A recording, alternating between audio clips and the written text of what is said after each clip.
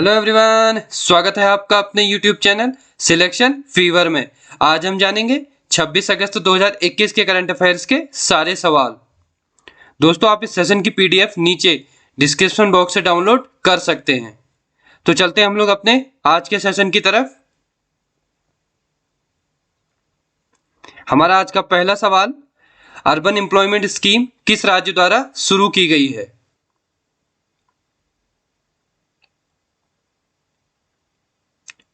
तो urban employment scheme जिस राज्य द्वारा शुरू की गई है उसका नाम है तमिलनाडु।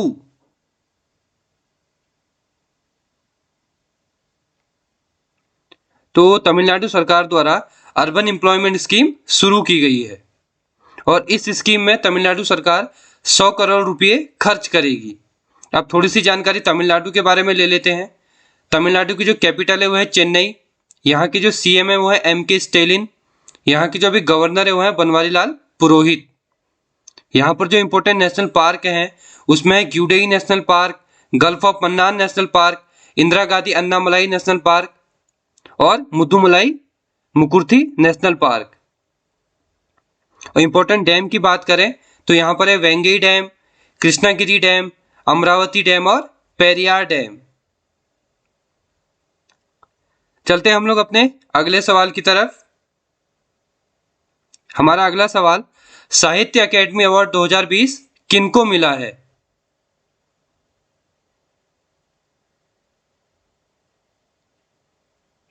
तो साहित्य अकेडमी अवार्ड 2020 जिनको मिला है उनका नाम है यशोधरा मिश्रा और एन पिल्लई।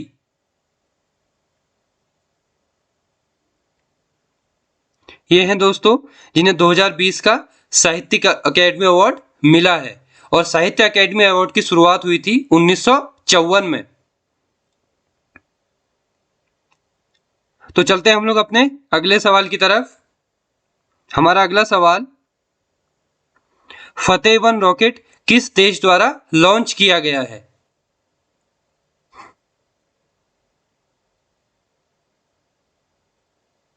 तो फतेह 1 रॉकेट जिस देश द्वारा लॉन्च किया गया है उसका नाम है पाकिस्तान।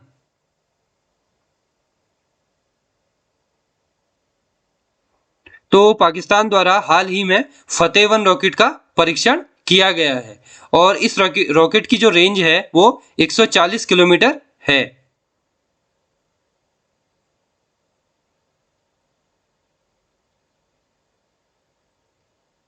तो चलते हैं हम लोग अपने अगले सवाल की तरफ। हमारा अगला सवाल, न्यूयॉर्क की पहली महिला गवर्नर कौन बनी है?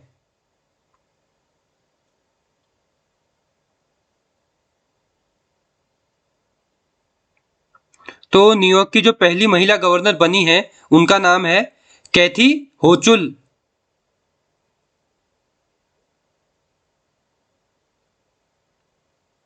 यह है दोस्तों कैथी होचुल जो न्यूयॉर्क की पहली महिला गवर्नर बनी है।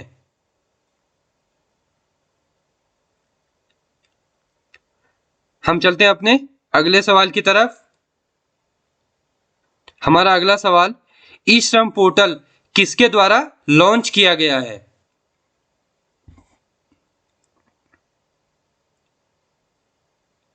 तो ई श्रम पोर्टल जिनके द्वारा लॉन्च किया गया है उनका नाम है भूपेंद्र यादव।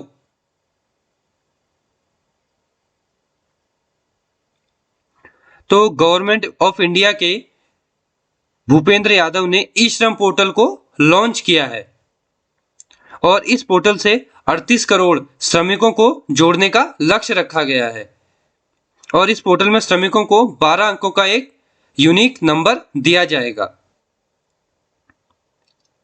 चलते हैं हम लोग अपने अगले सवाल की तरफ। हमारा अगला सवाल, टोक्यो पैरा ओलंपिक में भारत की तरफ से ध्वजवाहक कौन होंगे?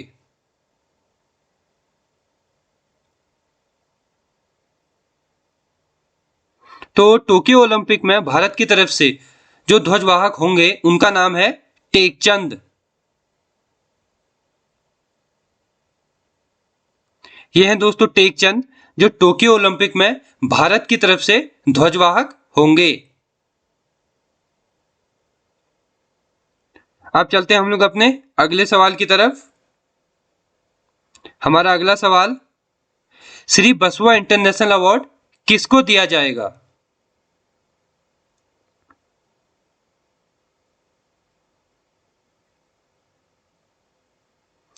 तो श्री बसवा इंटरनेशनल अवार्ड जिनको दिया जाएगा उनका नाम है बसवा लीगा।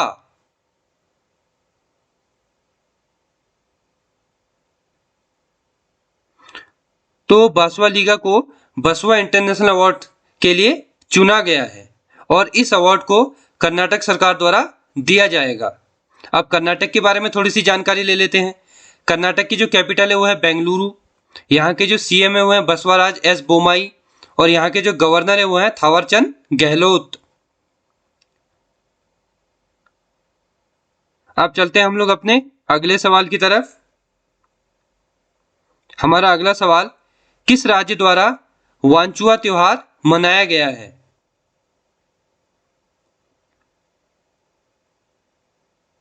तो ये जो वांचुआ त्योहार है ये असम द्वारा मनाया गया है।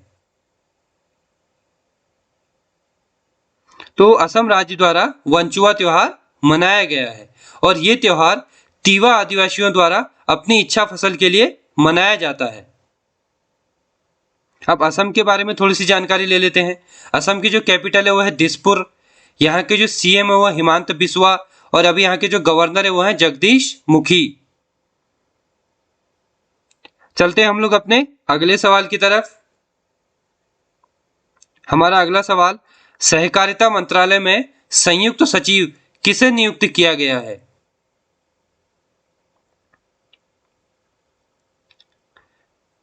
तो सहकारिता मंत्रालय में जिन्हें संयुक्त सचिव नियुक्त किया गया है उनका नाम है अभय कुमार सिंह।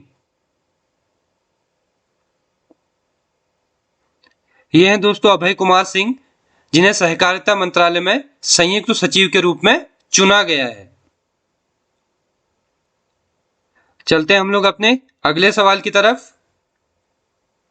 हमारा अगला सवाल, EIU की सेफ सिटी इंडेक्स में सबसे ऊपर कौन सा शहर है?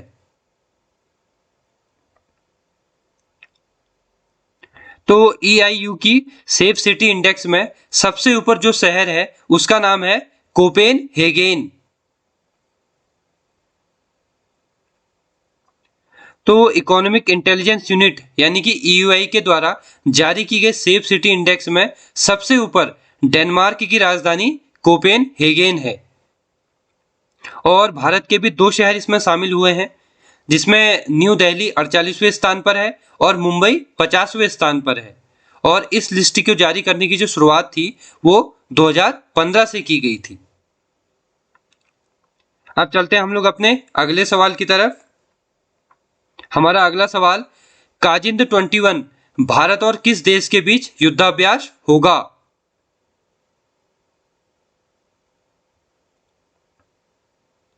तो काजिंद 21 भारत और कजाकिस्तान के बीच एक युद्धाभ्यास होगा।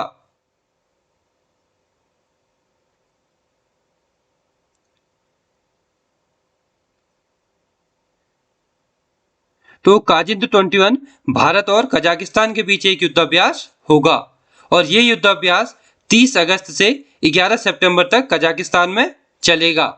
अब कजाकिस्तान के बारे में थोड़ी सी जानकारी ले लेते हैं। कजाकिस्तान की जो कैपिटल है वह है नूर सुल्तान। यहाँ के जो प्रेसिडेंट है वह है कासिम जोमार्ट और यहाँ की जो अभी करेंसी है वह है कजाकिस्तानी तेगे।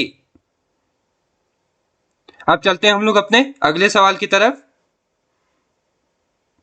हमारा अगला सवाल, ब्रिक्स की उच्च अधिकारियों की बैठक की अध्यक्षता किसके द्वारा की गई है? तो ब्रिक्स की उच्च अधिकारियों की बैठक जो की गई है वो अजीत डोभाल द्वारा अध्यक्षता में की गई है। अब ब्रिक्स देशों की बात कर लेते हैं। ब्रिक्स देशों में जो शामिल है वो है ब्राजील, रसिया, इंडिया, चाइना और साउथ अफ्रीका। अब चलते हैं हम लोग अपने अगले सवाल की तरफ। हमारा अगला सवाल, ओ चंद्रशेखर जिनका हाल ही में निधन हो गया वो किस खेल से जुड़े थे?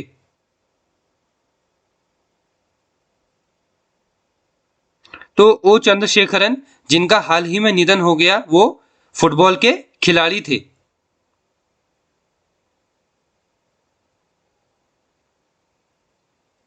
ये हैं दोस्तों ओ चंद्रशेखर, जिनका 86 वर्ष की आयु में निधन हो गया और ये एक फुटबॉलर थे और इन्होंने 1962 में जकार्ता में एशियन खेलों में गोल्ड मेडल और एशियन कप में रजत पदक जीता था। चलते हम लोग अपने अगले सवाल की तरफ। हमारा अगला सवाल, अफगानिस्तान से भारत के लोगों को लाने के लिए मिशन का नाम क्या रखा गया है?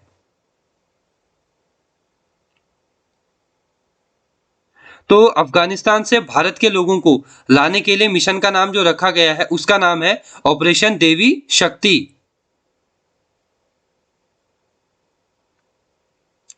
तो अफगानिस्तान से भारत के लोगों को लाने के लिए विदेश मंत्रालय ने मिशन ऑपरेशन देवी शक्ति को लॉन्च किया है और ये ऑपरेशन चलाने की जरूरत इसलिए पड़ी क्योंकि अफगानिस्तान में तालिबान के कब्जे के बाद वहां से भारतीय लोगों को लाया जाना बहुत जरूरी है। अब चलते हैं हम लोग अपने अगले सवाल की तरफ। हमारा अगला सवाल, आइकॉनिक वीक समारोह किसके द्वारा लॉन्च किया गया है?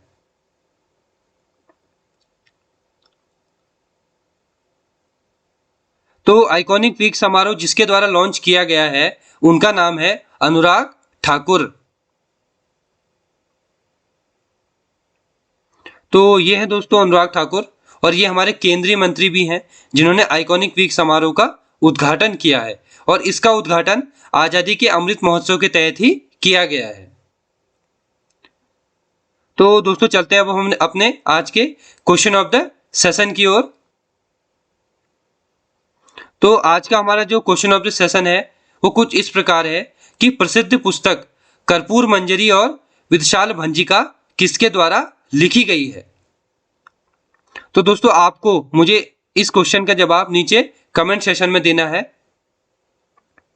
अब चलते हैं हम लोग अपने आज के एक फन फैक्ट अबाउट वर्ल्ड की ओर। तो आज का जो हमारा फन फैक्ट है वो कुछ इस प्रकार है कि दोस्तों जो बुर्ज खलीफा है यानी कि जो दुनिया की सबसे ऊंची इमारत है उसका जो कंस्ट्रक्शन का काम है या रख रखाव का जो भी काम है उसको सैमसंग द्वारा किया जाता है। तो दोस्तों ये था आज का फन फैक्ट। तो दोस्तों कैसा लगा आपको आज का ये सेशन? अगर आपको ये सेशन अच्छा लगा तो इसे शेयर, सब्सक्राइब और लाइक करना बिल्कुल ना भूलें। तो दोस्तों मिलता हूं आपसे कल करंट अफेयर्स के नए सेशन के साथ। तब तक के लिए आप सभी को जय हिंद।